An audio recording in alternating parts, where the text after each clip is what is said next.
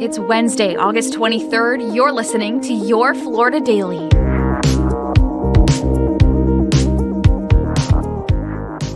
I'm Katrina Scales. 3 Floridians, including 2 children, are suing the state of Florida, alleging that their Medicaid coverage was taken without proper notice or a chance to appeal. Court records show the class action lawsuit was filed Tuesday in Jacksonville federal court. In the complaint, a 1-year-old in Miami missed a routine vaccination after her mother was told the checkup was canceled because the child no longer had insurance. It also describes a Jacksonville toddler with cystic fibrosis who missed weeks of medication after she and her mother were cut off from Medicaid. Medicaid unwinding began back in April, and as of this week, data from the independent poller KFF shows Florida has removed 408,000 people from its Medicaid program, mostly for procedural reasons like not filling out the right forms, regardless of their eligibility. Medicaid eligibility in Florida is determined by the DCF, or Social Security Administration. In an email to News 6, DCF's Deputy Chief of Staff said the termination letters sent to families are legally sufficient and based on the federal agency's regulations. The National Health Law Program said this is the first lawsuit amid the nationwide Medicaid unwinding, with nearly 4 million low-income people across the country being cut from Medicaid since this spring.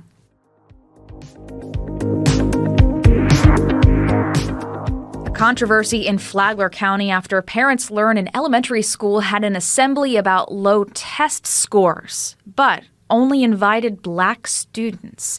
The district says the 4th and 5th grade students at Bunnell Elementary were pulled out of class to attend the presentation on Friday. It included a PowerPoint telling them that African American students had underperformed on standardized tests and that each student had to commit to doing better. The move prompted some major backlash from parents. The interim superintendent responded yesterday saying no malice was intended, but also said how this was done does not meet expectations and that it remains under investigation.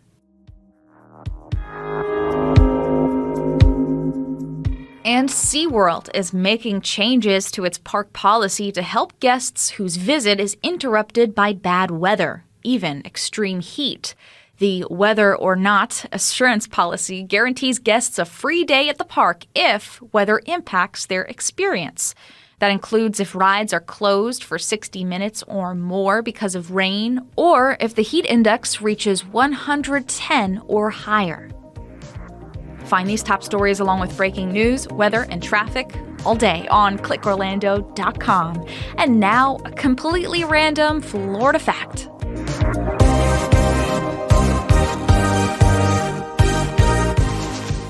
Built as a tribute to Florida's citrus industry, the Citrus Tower was built in 1956 on what was once pristine orange grove country on the unusually high rolling hills of Claremont. The tower rises 226 feet above ground level, standing in stark contrast to the rest of Florida's otherwise flat landscape. The attraction was highly popular in its pre-Disney glory days, bringing hundreds of tourists to its observation deck every day to look out over the orange fields. The tower is still open today, and visitors can still ride the elevator to the top. Your Florida Daily is produced by News 6 WKMG in Orlando. I'm Katrina Scales. Make sure to sign up for new episodes wherever you like to listen.